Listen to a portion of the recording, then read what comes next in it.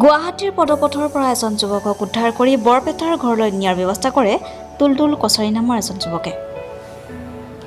কৰোনাৰ দ্বিতীয়টো ঢৌৱে সমগ্ৰ বিশ্বৰ লগতে অসমতো প্ৰভাৱ পেলাইছে। এই কৰোনাৰূপী দানৱে মানৱ সম্পদ নিঃশেষ কৰি বহুতো পৰিয়ালত অন্ধকাৰ নমাই আনিছে।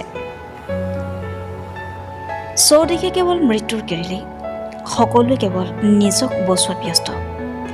এনে সময়তে মানৱদৰদী এজন যুৱক তুলতুল কছাৰী ওলাই আহে গুৱাহাটী মহানগৰীৰ পদপথত বাস কৰা অসহায় দুৰ্ভগীয়া ব্যক্তিসকলক এমুঠি অন্ন দিবলৈ। তেওঁৰ মহান কৰ্ম পোনপ্ৰথমবাৰৰ বাবে নিউজ আছাম টুডেৰ চেনেলত প্ৰকাশ পাইছিল। আংশিক লকডাউনৰ ফলত দোকান পোহাৰ আন্তঃজিলা যাতায়াত বন্ধ হোৱাত বৰপেটা জিলাৰ ভৱানীপুৰ কলবাৰী ধ্ৰুৱজ্যোতি কলিতা নামৰ যুৱকজন গুৱাহাটীত আবদ্ধ হৈ পৰে। যুৱকজনৰ হাতত টকা পইচা নথকাৰ বাবে পদপথতে থাকি তুলতুল কছাৰীয়ে যোগান ধৰা খাদ্য খাই ভোক নিবাৰণ কৰিছিল।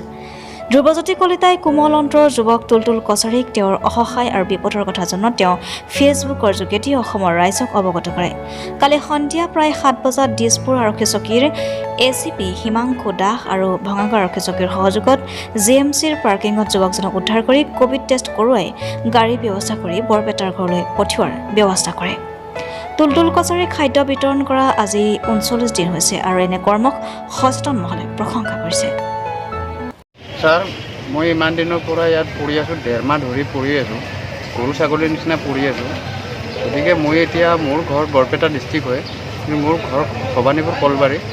আপোনালোকক মই অনুৰোধ জনাইছোঁ, মোক কিবাকৈ ঘৰত পঠাই দিব লাগে।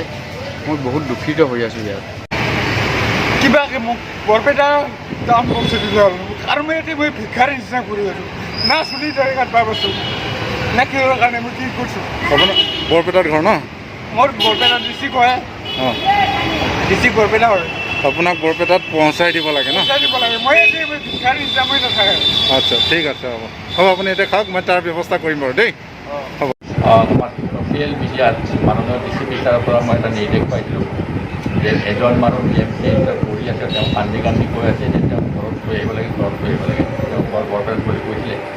ইতিমধ্যে মই আহি ইজন মানুহে টুইট কৰিছিলে, তেখেতক মই লগ পাওঁ আৰু তেখেতৰ তুলতুল কছাৰী হ'ল তেওঁৰ নাম।